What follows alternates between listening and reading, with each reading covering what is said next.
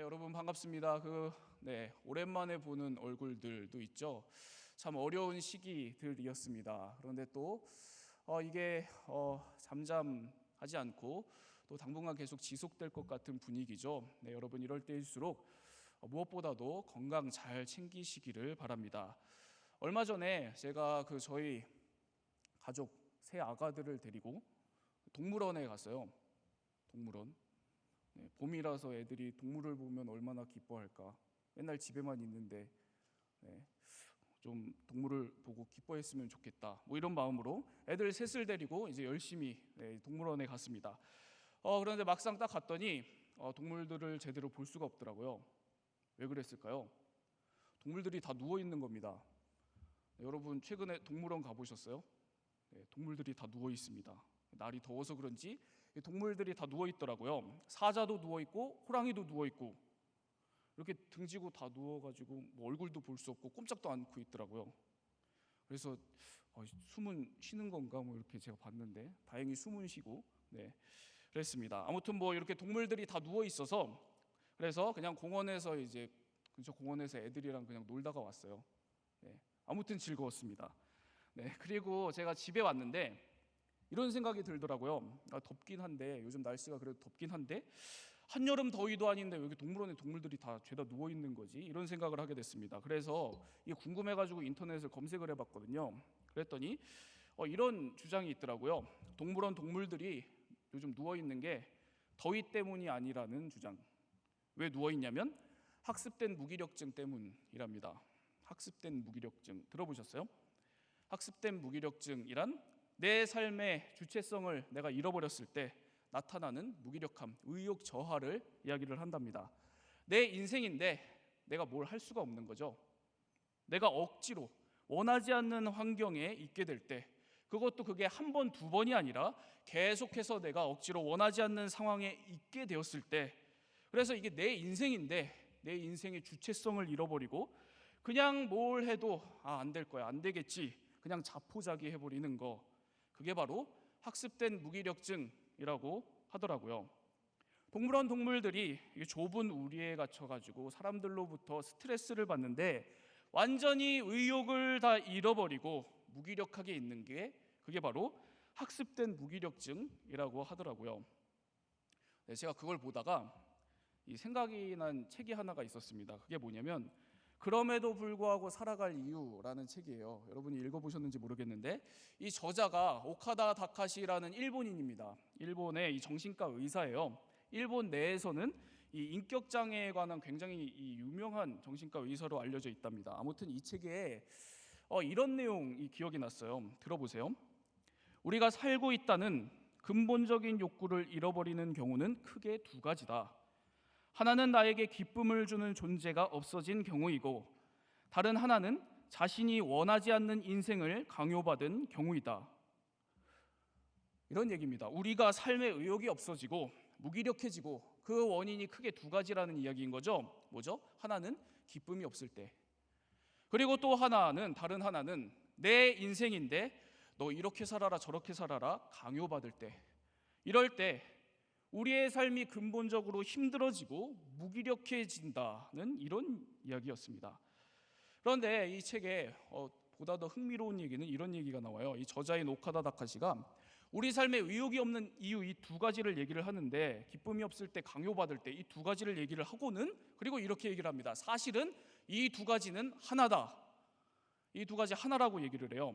우리 삶에 있어서 기쁨의 문제는 주체성하고 연결이 되어 있다는 얘기를 합니다. 우리가 주로 기쁨을 삶에서 언제 얻냐면 자신이 하고 싶은 것을 할 때 얻는다는 얘기를 해요. 반대로 강요에 의해서 억지로 살 때는 하나도 기쁘지가 않다. 심해지면 살 의욕이 없어지게 된다. 이런 이야기를 했습니다. 여러분, 이거 제가 지금 말씀드린 이거 정리해보면 이런 거죠. 여러분, 우리 사람들이, 저와 여러분들이 살아가는 이유, 기쁨의 이유, 중요한 것이 바로 주체성이라는 겁니다. 주체성은 내 인생을 내가 결정해서 능동적으로 살아가는 겁니다. 이 주체성이 없고 강요에 의해서 억지로 살아가는 인생, 끌려다니는 인생은 그 인생이 하나도 기쁘지가 않다는 겁니다. 시들시들해진다는 거예요. 사자라도 전혀 다르지 않은 거거든요. 사자라도, 아무리 맹수의 왕, 밀림의 왕 사자라도 주체성이 하나도 없이 동물원에 갇혀 있으면 시들시들해지죠. 사람도 마찬가지입니다.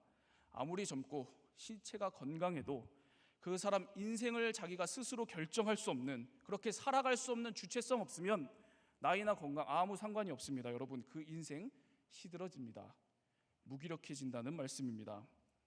여러분, 그래서 제가 이런 말씀을 좀 드리고 싶은데요. 제 청년 사역 경험, 그래도 제가 10년 됐거든요. 청년 사역을 한 지. 주위에 몇 명 없어서 제가 이게 은근 자부심으로 갖고 있는 건데 네. 네. 제 청년 사역 이 경험, 그리고 제 청년 시절의 경험, 이 모든 걸 다 통틀어서 청년의 시기에 가장 중요한 것 몇 가지를 꼽으라면 그 중에 하나, 저는 이 주체성이라고 생각합니다. 여러분의 인생 여러분이 결정하는 겁니다.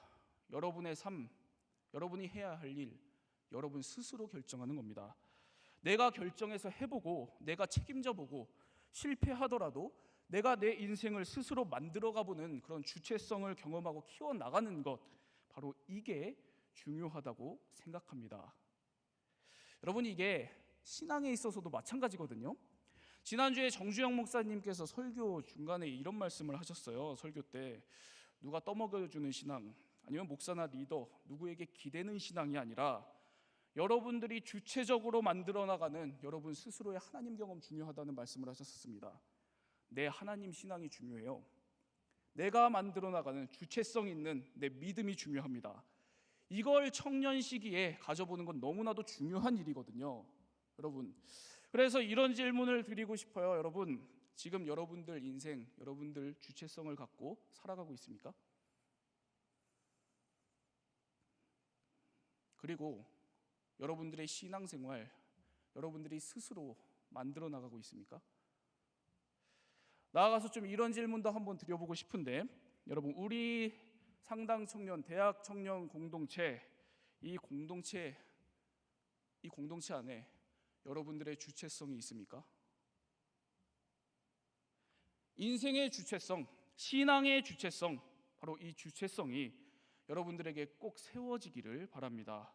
그리고 우리 공동체가 여러분들의 주체성이 넘치는 그런 청년다운, 청년스러운 공동체가 되기를 원합니다.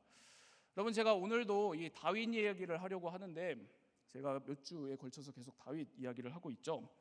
여러분, 다윗이 대단한 사람이었잖아요. 아직 어린 소년이었던 시기에 이 마음 중심이 굉장히 훌륭했던 사람이었습니다. 그리고 거인 장수 골리앗을 쓰러뜨렸던 것을 저와 여러분들이 잘 알고 있습니다. 여러분, 그런데 다윗에게는 이 시기에 중요한 문제가 하나가 있었습니다. 그게 뭘까요?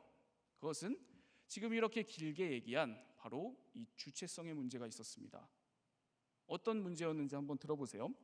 여러분, 다윗이 거인 골리앗을 쓰러뜨렸습니다. 이거 얼마나 대단해요? 그러니까 이스라엘 모든 사람들이 노래를 지어서 다윗을 칭송하기 시작한 겁니다. 다윗을 영웅으로 막 떠받들었어요. 사울이 죽인 자는 천천히요, 다윗이 죽인 자는 만만히로다. 이 말은 뭐예요? 다윗이 왕보다 뛰어나다는 얘기를 이 모든 국민들이 노래를 지어서 했던 겁니다. 그러니까 당시 왕이었던 사울왕은 굉장히 불편했겠죠. 막 등장한 젊은 장수 이 다윗에게로 모든 대중의 시선이 다 쏠리고 있었고, 그리고 자기 자신은 뒷전으로 밀리고 있었던 상황이었던 겁니다. 참 속상했겠죠. 그런데 드러내놓고 막 트집 잡아서 뭘 하기도 뭐했겠고, 그럼 또 그래서 그냥 두기도 뭐하고, 그러다가 이 사울왕이 자아 분열을 일으키고 감정 조절이 안 됩니다. 그러다가 급기야는 미쳐서 다윗을 죽이려고 집착을 하기 시작을 합니다. 그래서 다윗이 도망을 갑니다. 블레셋 7족속 중에 하나인 가드라는 곳으로 피신을 합니다. 가드왕 아기스라고 하는 사람에게로 피신을 해요. 그런데 이 가드왕 아기스, 다윗을 받아주고 싶어합니다. 굉장히 용맹한 장수였으니까요. 그런데 다른 신하들이 질투한 겁니다.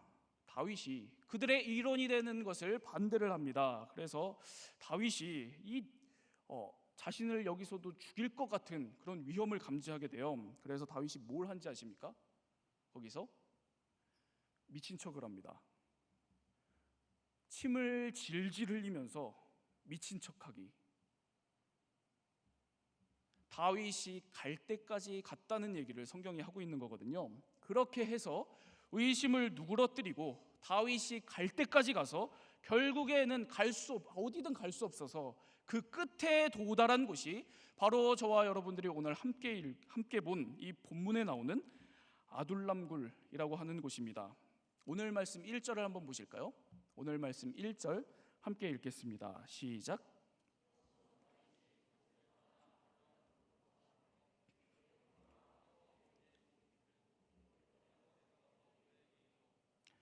다윗이 갈 때까지 가서 광야의 야둘람굴로 간 거예요. 제가 이 여정을 지금 길게 설명을 해드렸습니다. 여러분 이제 이 여정을 좀 생각을 해볼까요? 여러분 다윗이 이 긴 여정 가운데 골리앗과 싸운 걸 빼고는 한 번도 자기가 원하는 걸 하지 못했습니다. 자기가 원했던 게 하나도 없었습니다. 자기가 원하지 않았는데 갑자기 왕 삼겠다고 사무엘이 찾아와서 기름을 부었어요. 그리고 하나님과 백성을 위해서 나서서 싸웠을 뿐인데 그런데 원치 않게 계속해서 도망치는 인생을 살아야 됐습니다. 자기가 원하지 않았는데 이리저리 끌려다녔던 겁니다. 주체성이 없는 상황, 주체성 없는 인생, 억지 인생을 살다가 결국에는 인생 막장 같은 이 광야의 아둘람굴이라고 하는 곳까지 온 거예요. 여러분 이 아둘람 곳에서조차 무슨 일이 벌어지는지를 우리가 좀 한번 보도록 하겠습니다. 오늘 말씀 1절에서 2절을 함께 다시 읽겠습니다. 시작.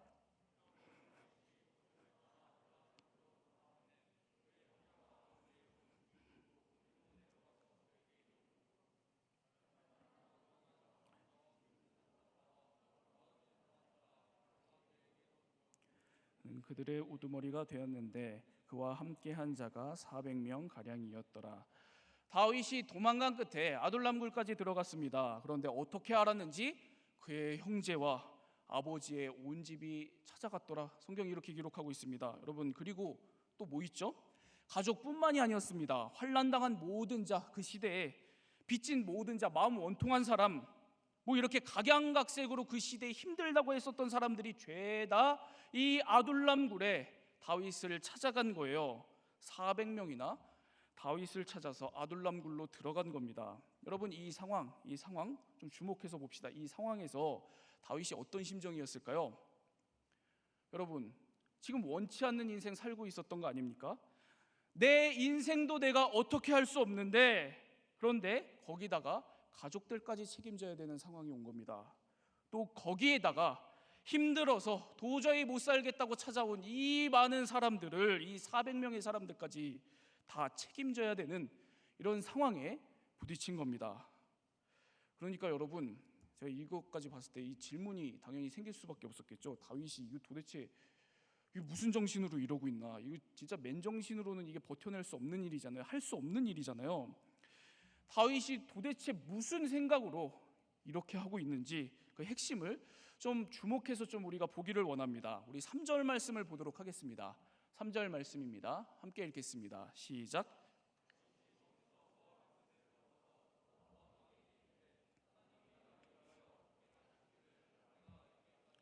나의 부모가 나와서 당신들과 함께 있게 하기를 청하나이다 하고 다윗이 이 아둘람굴에 있다가 모압으로 갑니다. 거기서 모압 왕에게 함께 있게 해달라고 간청을 하는데 이 다윗이 그 말을 하면서 뭐라고 고백하는지 3절을 한 번 더 보도록 하겠습니다. 이렇게 나오죠. 제가 읽겠습니다. 다윗이 거기서 모압 미스베로 가서 모압 왕에게 이르되 하나님이 나를 위하여 어떻게 하실지를 내가 알기까지. 여기 보면 다윗이 이렇게 얘기합니다.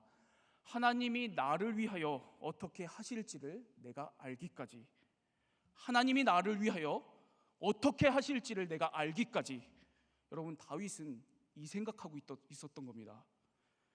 여러분, 이게 다윗이 그 숱한 시간을 계속 원치 않는 시간을 보내면서 내 인생 안 풀리는데, 그런데 가족까지 책임을 지면서 힘든 사람들 다 책임지면서 이 풀리지 않는 인생, 주체성 없는 인생 가운데 끝까지 갖고 있었던 생각, 끝까지 놓치지 않고 있었던 정신입니다. 하나님이 이런 나를 위하여 마침내 무슨 일을 어떻게 벌리실지 그걸 내가 알기까지는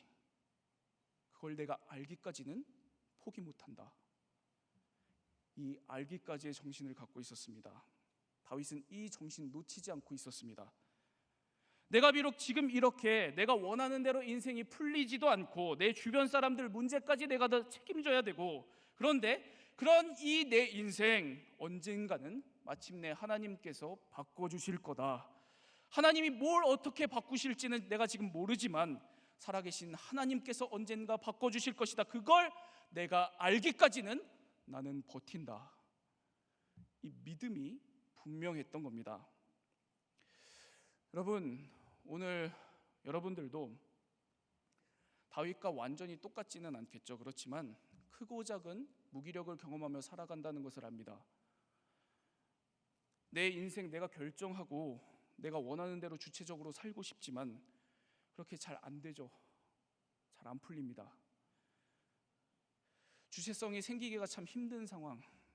그런데 거기에 더해서 아직 20대, 30대의 나이에 때로는 내 가족의 문제, 내 주변 사람들의 문제까지 내가 짊어져야 하는 이런 크고 작은 상황 경험할 때가 있다는 것을 압니다. 여러분, 그럴 때 우리들이 꼭 하나 반드시 붙들어야 될 정신이 있다면 바로 이 다윗과 같은 알기까지의 믿음입니다. 여러분, 알 때까지 절대로 포기하시면 안 됩니다. 알기까지 끝까지 견디셔야 됩니다. 하나님이 여러분들을 위해서 무엇을 어떻게 하실지 그걸 여러분들이 볼 때까지는 결코 여러분들이 내려놓아서는 안 됩니다. 끝까지 알 때까지 여러분들은 가셔야 합니다. 내 인생이 지금 내가 원하는 대로 너무 안 되지만, 그렇지만 이런 내 인생 언젠가는 하나님께서 바꾸실 것이다. 그걸 내가 알게 되는 그날이 반드시 있을 것이다. 하나님이 언젠가 어떻게 그 일을 벌리실지 내가 알기까지는 나는 절대로 내 삶을 포기하지 않는다. 바로 이런 이 다윗의 알기까지의 믿음, 이 믿음을 오늘도 꽉 붙잡고 살아가는 여러분들이 다 되시기를 바랍니다.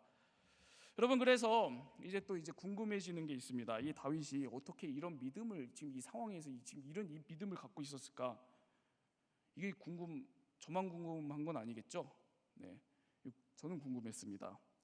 계속 도망을 다니면서 끌려다니면서 주체성을 갖기가 참 어려운 원치 않는 상황이 계속되는데 이걸 다 견디면서 받아들이면서 하나님이 이런 나를 바꾸실 것을 알기까지 나는 포기하지 않는다.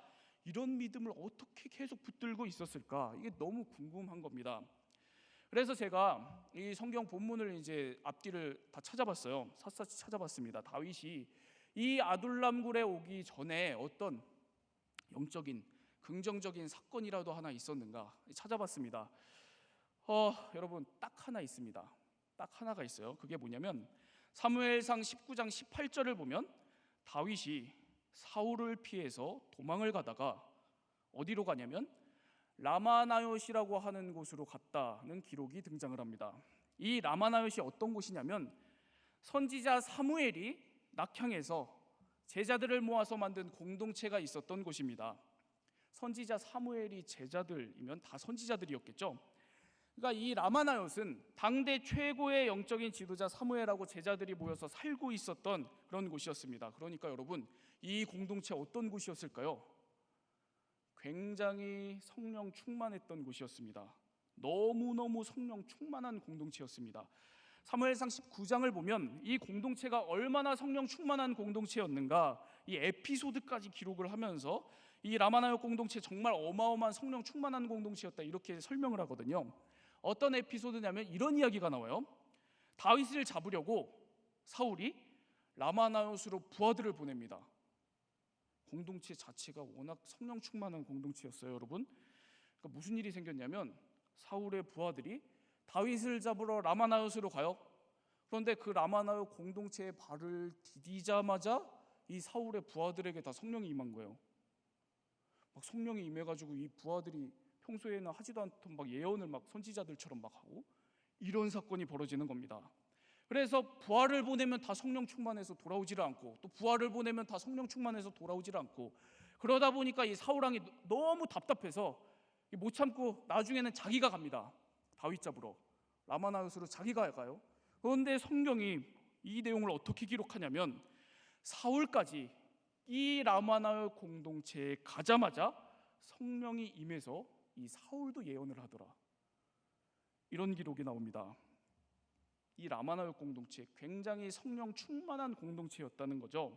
다윗이 바로 이 성령 충만한 라마나웃 공동체에 가서 얼마 동안을 살았다는 거예요. 여러분, 그러니까 다윗이 원치 않는 인생 다 받아들이면서 어떻게 끝까지 그 내면 중심에 하나님을 향한 이 믿음 훼손되지 않았을까? 여기에 바로 이유가 있는 거죠. 바로 라마나웃 공동체에서 경험했던 성령 충만입니다. 여러분, 그래서 여기에서 우리는 성경에서 얘기하는 이 성령 충만의 가장 중요한 능력을 알 수 있습니다. 여러분, 성령 충만해지면 우리에게 무슨 능력이 생길까요? 여러분들 이것저것 많이 들어보셨을 수도 있습니다. 그런데 성경에서 얘기하는 성령 충만의 가장 중요한 능력 중에 하나는 바로 견디는 능력입니다. 견디는 능력이요. 여러분, 성령 충만에 대한 이야기가 참 많아요, 그렇죠? 그런데 여러분, 성경 한번 꼼꼼히 읽어보십시오. 성령 충만한 사람들에게 두드러졌던 능력, 그것은 견디는 능력이었습니다. 다윗도 마찬가지였던 거예요. 여러분, 원치 않게 이 대중 앞에 등 떠밀려서 등장을 했다가 내내 도망을 다녔잖아요. 그런데 다윗이 막장까지 가서 고백을 하는 게, 그래도 하나님이 나를 위해서 뭔가를 하실 거야, 나는 그걸 알 때까지 내 인생 포기 안 해, 이거였습니다. 여러분, 이게 성령 충만이라고요. 이게 성령 충만한 사람에게서 나타나는 모습이라는 겁니다. 여러분, 살다 보면 힘든 일이 찾아오죠. 그 힘든 일 받아들일 수 있는 넉넉한 내 마음 하나가 바로 성령 충만입니다. 내가 부정하고 싶은 내 현실, 그래도 내 삶으로 끌어안을 수 있는 그 내 마음, 내 생각, 그 능력이 바로 성령 충만입니다. 남들은 저렇게 사는데 나는 왜 이래? 왜 이렇게 살지? 이런 내 삶도 너무나도 소중한 하나님께서 주신 내 삶으로 덥석 끌어안는 것이 바로 성령 충만이라고요. 여러분, 이렇게 성령 충만하셔야 됩니다. 이렇게 성령 충만한 여러분들이 다 되시기를 바라요. 여러분, 성령 충만해야 버틸 수 있습니다. 견딜 수 있습니다. 성령 충만해야 내 현실을 끌어안을 수 있어요. 성령 충만해야 우리 내면에 이 마음 중심이 어떠한 상황에라도 훼손되지 않을 수 있습니다. 다시 살아날 수 있습니다. 담대해지고 주체성이 회복되고 하나님의 사람으로 당당하게 살아갈 수 있다는 말씀입니다. 바로 이 성령 충만함이 오늘 여러분들에게 가득하기를 바랍니다. 여러분, 그런가 하면 이 아둘람굴에 있었던 이 다윗에게 사람들이 찾아와요, 그렇죠? 여러분, 정말 정직하게 이 말씀 보면 이 사람들 찾아왔다고 해서 다윗이 뭘 해줄 수 있는 게 하나도 없었습니다. 없잖아요. 다윗이 아무것도 없었잖아요. 자기 인생도 자기가 결정을 못하는데 여러분, 뭘 해주겠습니까? 다른 사람에게 누굴 챙겨줘요? 나 좀 살려달라고, 도와달라고 찾아온 이 사람들, 부서지고 깨진 이 인생들, 이 사람들 먹고 살 자리도 하나 제대로 마련해 주지 못했습니다. 이후에도 계속해서 이 사람들 데리고 도망 다녀야 했다고요. 객관적으로 보면 힘들게 사는 사람들 더 고생만 시켰습니다. 여러분, 오늘 이 본문 보면, 그런데 그럼에도 불구하고 다윗이 할 수 있었던 건 단 하나였습니다. 그냥 이 사람들 다 받아준 겁니다.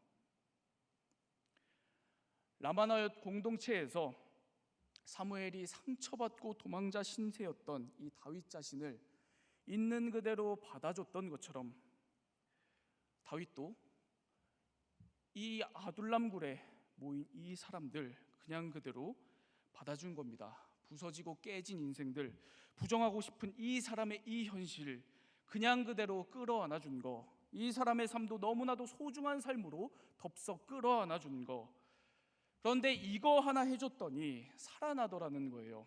이 사람들도 살아나고, 그리고 다윗 자신도 살아나고, 자신들의 인생의 이 주체성을 회복하고, 나중에는 이 다윗이 이스라엘의 왕이 되고, 이 400명의 아둘람 공동체에 부서지고 깨진 인생들이 다윗과 함께 이스라엘을 다스리는 리더십들이 됩니다. 여러분, 저와 여러분들이 바로 이 아둘람 공동체, 바로 이런 공동체가 되기를 바랍니다. 여러분, 솔직히 정말 이거 솔직한 얘기예요. 우리끼리니까 이렇게 솔직한 얘기를 할 수 있는 거죠. 우리끼리 좀 이렇게 솔직한 얘기를 할 수 있습니다. 솔직히 얘기를 하면 우리 중에 여러분 여기 평생 있을 사람이 없잖아요. 평생 있을 사람이 있어요? 그러면 너무 이게 이상하고 안타까운 건데, 여러분 평생 있어서는 안 됩니다. 여러분들이 다 이렇게 잘 돼서 떠나가셔야 되잖아요. 여러분, 이건 모든 교회의 대학 청년부 공동체의 운명입니다. 이 땅의 모든 대학 청년부는 여러분 다들 거쳐가는 플랫폼과 같은 곳이에요. 거기서 평생 있지 않습니다. 평생 있을 수가 없어요. 그런데 여러분 보세요. 다윗과 그의 무리들에게 평생의 가장 중요한 시기가 바로 이 아둘람 공동체 시기였거든요. 이 다윗과 이 무리들에게 평생 가장 중요한 시기는 가장 많은 시간을 보내고 영향력을 갖고 있었던 저 예루살렘 왕궁에서의 시간이 아니었습니다. 아주 잠깐 있었던 이 아둘람 공동체의 시기였습니다. 다윗과 이 무리들에게 평생의 이 아둘람 공동체의 경험은 한 번 잠깐이었거든요. 그런데 이 한 번으로 인생의 승부가 났습니다. 이 한 번의 아둘람 공동체의 경험이 서로를 받아주고 견뎌냈던 이 성령 충만한 경험, 이 공동체 경험이 다윗과 그 무리들의 평생을 지탱시켜주고 바꿔나갔습니다. 여러분, 부디 반드시 우리 이 상당대학 청년부 공동체, 저와 여러분들이 이와 같은 아둘람 공동체, 성령 충만한 공동체가 되기를 바랍니다. 이 프랑스 사람들이 오늘날도 가장 존경한다고 물어보면 거의 대부분이 이 사람을 존경한다고 얘기를 하는 그런 사람이 있어요. 들어보셨는지 모르겠는데 그 사람이 누구냐면 아베 피에르라고 하는 신부님입니다. 이 사진의 이분인데요, 돌아가셨습니다. 2007년도에 돌아가셨어요. 이분이 살아생전에 별명이 뭐였냐면 살아있는 성자로 불렸습니다. 대단하죠. 별명부터 대단하죠. 그러니까 어마어마한 일을 하셨던 분이라고 우리가 짐작을 할 수 있겠죠. 이분이 뭘 하셨냐면 평생을 집 없는 빈민들을 모아서 거처를 마련해주고 공동체를 만들어서 돌보면서 살았습니다. 평생을 30대부터 시작을 해서 60여 년 이상을, 이분이 96세인가 97세에 돌아가셨거든요. 그러니까 60년 이상을 이 프랑스뿐만이 아니라 전 세계적으로 빈민들을 위해서 빈민들을 돌보면서 살았습니다. 참 대단하신 거죠. 이 빈민 사역 정말 쉽지 않습니다. 굉장히 고되고 힘들고 어려운 상황이고 상황들을 많이 부딪히거든요. 그러니까 이분의 노년에 이 주변의 사람들이 다들 똑같이 한결같이 궁금했던 것이 이거였던 것 같아요. 노년에 이런 질문을 많이 받으셨답니다. 신부님, 어떻게 그 고된 삶을 살아오시면서 어떻게 그걸 다 견뎌내셨습니까? 어떻게 그걸 다 견뎌내실 수 있었습니까? 이렇게 질문을 하셨답니다. 그랬더니 이 신부님 이렇게 말씀을 하셨다는 거예요. 내가 20살 때 수도원에 들어가서 7년을 그 수도원에서 보냈는데 그때의 영적인 훈련과 공동체 생활 때문에 남은 인생이 가능했다. 이렇게 말씀을 하셨답니다. 평생 60년의 고된 사역을 감당했었던 그 힘이 20대 청년 시기에 보냈던 7년간의 영적인 훈련, 공동체의 시간들이었다는 그런 말씀을 하신 거예요. 여러분, 다시 한번 또 말씀드립니다. 저와 여러분들의 이곳, 이 상당대학 청년부 이 공동체가 이런 공동체가 되기를 원합니다. 하나님의 영으로 가득 찬 공동체가 되기를 원합니다. 성령 충만해서 함께 견디는 공동체가 되기를 바라요. 그리고 성령 충만해서 서로를 품어주고 끌어안는 공동체가 되기를 꿈꿉니다. 그래서 우리가 남은 평생 동안 어디에서 어떻게 살아가도 평생 어떤 삶의 환경에도 이 내면 중심의 이 믿음이 훼손되지 않고 주님 주신 주체성으로 모두 당당하게 살아가는 그런 영적 훈련의 공동체가 바로 우리 상당대학 청년부 공동체가 되기를 바랍니다. 여러분, 우리 이렇게 여러분들 스스로 하나님 안에서 성령 충만함을 놓고 기도하시고 살아가시기 바랍니다. 그리고 우리 이 상당대학 청년부 공동체 늘 성령 충만한 공동체 되도록 우리 함께 기도하며 나아갑시다. 우리 함께 오늘 말씀 가지고 찬양하고 또 기도하도록 하겠습니다. 늘 좋으신 주님, 늘 언제나 우리들에게 좋으셨던 주님, 비록 지금 나의 상황이, 우리들의 상황이 주체성을 갖기가 힘들고 원치 않는 상황 가운데 살아가고 있지만 하나님, 그럼에도 불구하고 주님, 우리가 포기하지 않게 하여 주시옵소서. 주님, 그럼에도 불구하고 마치 아둘람 굴까지 간 다윗의 인생과 같은 그러한 상황에 지금 내가 있을지라도 그럼에도 불구하고 하나님, 우리들이 다윗처럼 포기하지 않게 하여 주시옵소서. 주님께서 언젠가 나에게 역사하실 일들, 그 날들을 알기까지 주님, 우리가 포기하지 않게 하여 주시옵소서. 내 마음 중심을 잃지 않게 하여 주시옵소서. 하나님을 향한 믿음을 떠나지 않게 하여 주시옵소서. 하나님 앞을 떠나지 않게 하여 주옵소서. 무엇보다도 하나님, 이러한 우리들에게 늘 성령 충만으로 함께 하여 주셔서 하나님, 우리가 부딪히는 모든 상황들을 성령 충만함으로 견뎌낼 수 있는 그 능력을 우리에게 부어주시옵소서. 우리 대학 청년부를 위해서 기도합니다. 하나님, 우리 대학 청년부 이 코로나 시기에 이제 또 모임을 재개하고 여러 가지 사역들을 또 감당하며 주님께서 원하시는 모습으로 나아가려고 합니다. 하나님, 이 앞에서 하나님, 우리가 무엇보다도 주님께 간구하는 것은 하나님, 우리 상당대학 청년부 이 아둘람 공동체와 같은 그러한 성령 충만한 공동체 되게 하여 주옵소서. 하나님의 영으로 가득 채워주시옵소서. 그리하여서 성령 충만해서 우리가 무슨 일을 겪고 무슨 일에 부딪히든지 함께 견디는 그러한 공동체 되게 하여 주옵소서. 성령 충만해서 우리가 무슨 일에 부딪히고 무슨 일을 겪든지 서로를 품어주고 끌어안는 그러한 넉넉한 마음을 가진 그런 공동체 되게 하여 주옵소서. 하나님, 그리하여서 잠깐일 수 있는 이 청년의 시기에, 이때에 하나님, 평생을 살아갈 수 있는 그러한 영적인 훈련의 귀한 시간을 보내는 우리 모두가 되게 하여 주옵소서.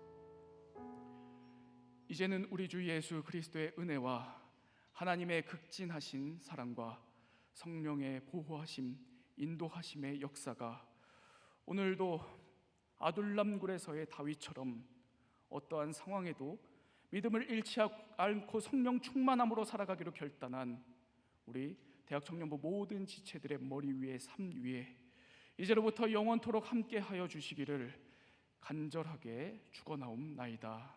아멘.